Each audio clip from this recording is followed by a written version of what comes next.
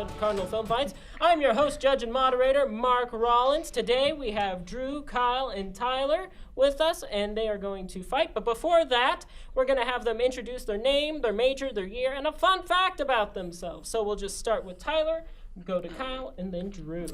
My name is Tyler Moore. I am a senior advertising student here at Ball State. And a fun fact about me is I'm horrible at coming up with fun facts. All right. Wow, that's a little meta there. We'll move right along to Kyle. Hello, I'm Kyle Israel, junior telecommunications major, minoring in both theater and creative writing. And fun fact about me, I was actually named after Kyle Reese from the Terminator movie. Oh, wow. Forgot about that. Well, congratulations. Thank you. And finally, Drew. Hello, my name is Drew Gadosh. Sorry, I'm choking on my spit. That's not my fun fact. I am a senior here at Ball State University, public communication major, creative writing minor, and a fun fact about me is that my future cat's name is going to be Dr. Booger, PhD, Boogie for short. Oh. Where's he going to get his degree? Right here. Oh, right here at Ball State University. Didn't know we had that program, but that's cool. Awesome. So today's fight, just so you know, we start with our 1-minute introduction where our fighters introduce what they've chosen, give a little backstory on it.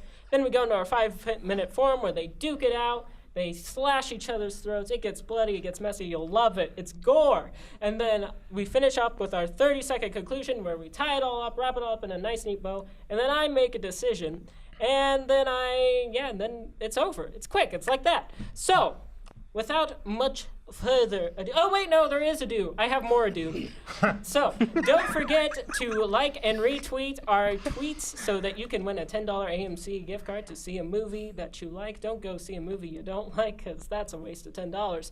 So, anywho, now without much further ado, we'll start with our minute introductions. And the question is the most one-dimensional LGBTQ plus character in film or in television. So we'll start with Kyle. We haven't started with you. We'll start with Kyle. We'll go to Drew and then Tyler. Mine's a doozy, guys. Today we're going to talk about Jack McFarland from the series Will and Grace. Now, Jack McFarland has been criticized by many people for being a stereotype as a hyper-feminine, drama-loving gay man. However, to me, that's not the issue with Jack McFarland. In fact, his denial of heteronormativity is in fact courageous. The problem with Jack McFarland is his personality. He is, by the very design of his character, narcissistic, superficial, and willingly ignorant. He constantly jabs at Will for his appearance, and he judges people based on their appearance, and he willingly ignores other people's needs and interests.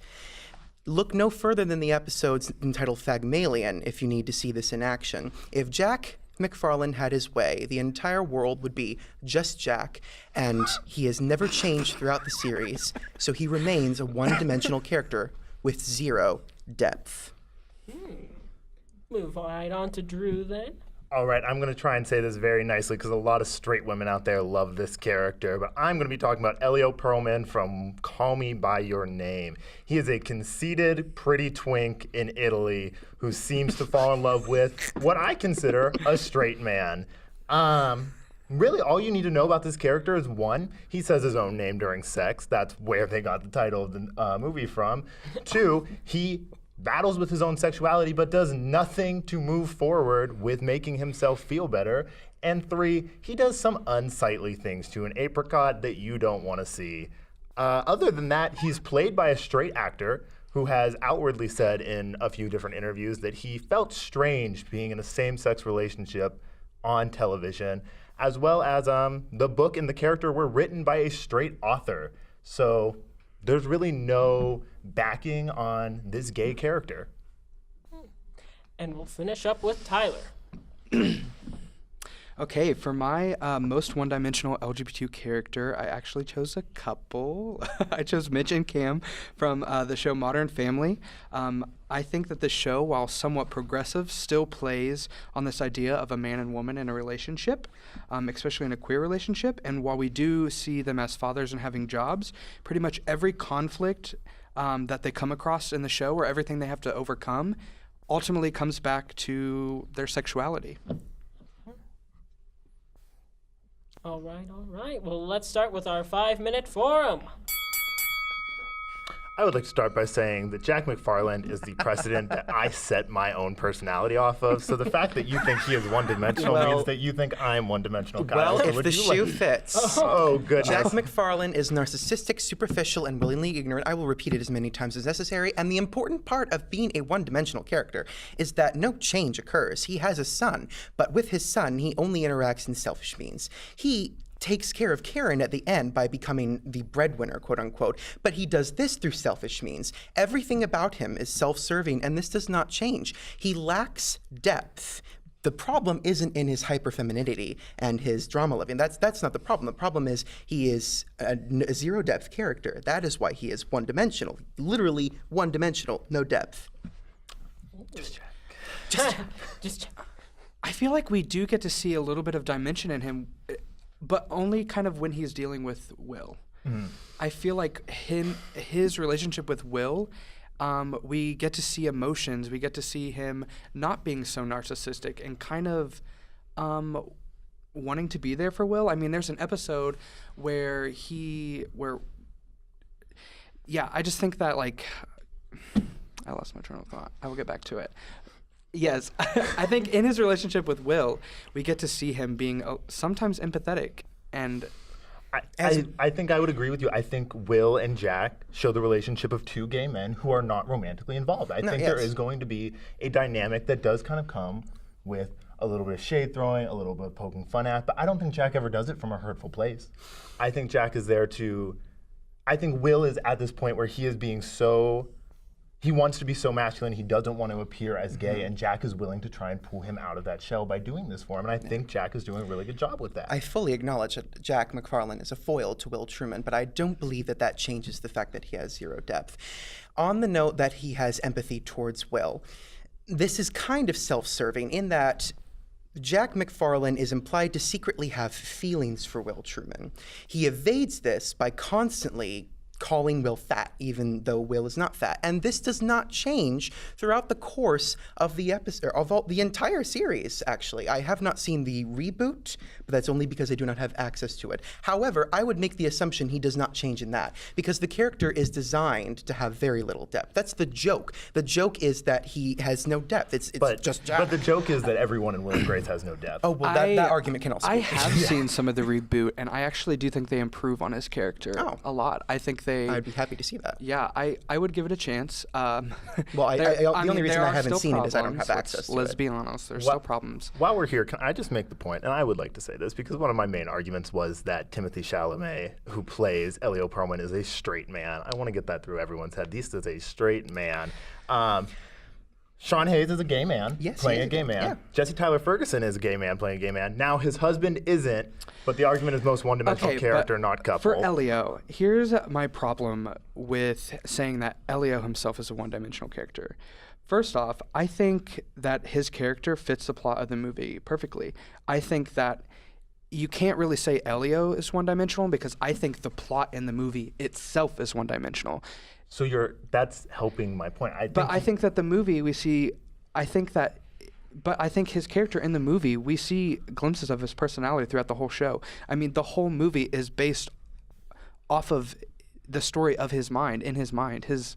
We see him have hobbies. We see him have what he does on a daily basis. We see him go through a struggle, with coming sort of to terms with who he is as a person, his sexuality. But the other thing is that Elio, as well as Oliver, the other character that he's involved with, are so disjointed from gay culture and gay politics that they are both so ashamed to be that person. And I understand a lot of queer people grow up being ashamed of who they are. But I think we have to remember when this movie was set in. This movie is set in the 1980s in rural Italy. This is in the peak of the AIDS crisis. I think we have to look at it in that lens of the time frame that it's in. But it also just falls into this modern day idea that gay men want to pine over straight men, because Oliver is more than anything a straight man who has a fling with a young boy. And with that being said, even if you read the book, you will notice that Oliver's sexuality is never mentioned. Gay culture since 2007, when the book was written, has been wondering, is Oliver a gay man? Is he a bi man? Is he a straight man? I think that In the last 10 seconds, can we hear a little more about Mitch and Cam? Oh, from me. Oh, Well, I have 3 seconds. We'll start with Tyler with 30-second conclusions.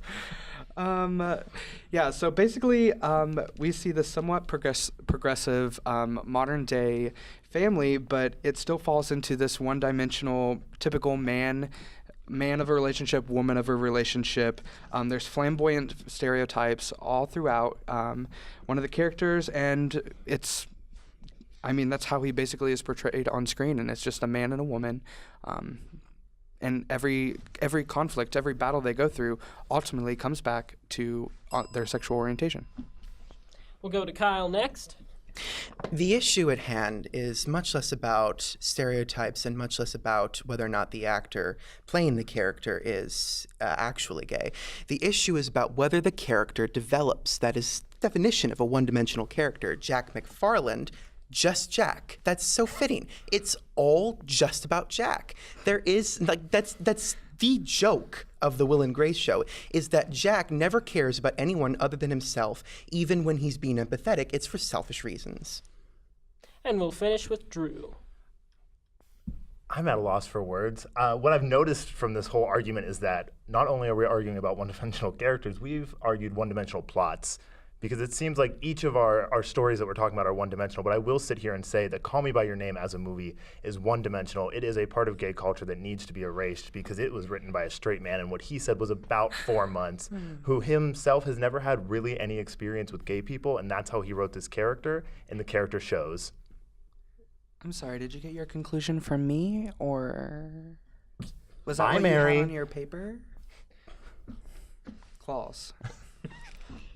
Any facts to check, Vaughn? One thing. Probably not me. I couldn't find any evidence that Timothy Chalamet was uncomfortable with his role in Call Me By Your Name. I just maybe didn't find what you were referring to, but just thought I'd throw that out there. Oh, yeah. And I haven't been saying this last couple times, but that's Vaughn fact-checking. That's Paige on time and bell ringing. So, yeah, they're there, too. There's actually a lot of people behind the camera. I wish you could see this, but you have to pay extra for that. So, yeah, that's us. So, anywho, Just fans. my turn to make the decision.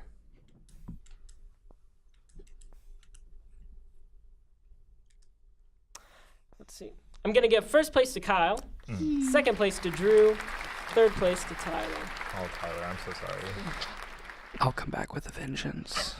Kyle, I'm going to give you first place because I think that you made a great case that, even sexuality aside, just the character of Jack McFarland doesn't progress at all. There's no personal growth, and he has a whole TV series to do that and fails to do so.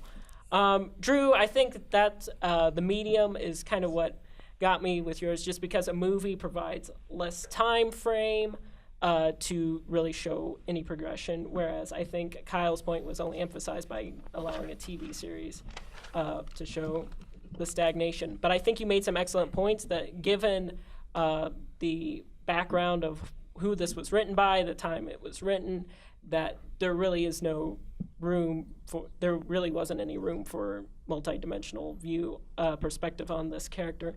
And then Tyler, I feel like you made an excellent case that the relationship was one-dimensional, but that I think that we just didn't have enough time to hear how each character was one-dimensional, and so that's where I'm gonna fault you there. So, for this episode of Cardinal Film Fights, Kyle first, Drew second, Tyler third. Thank you for tuning in. Please remember to like and subscribe and retweet.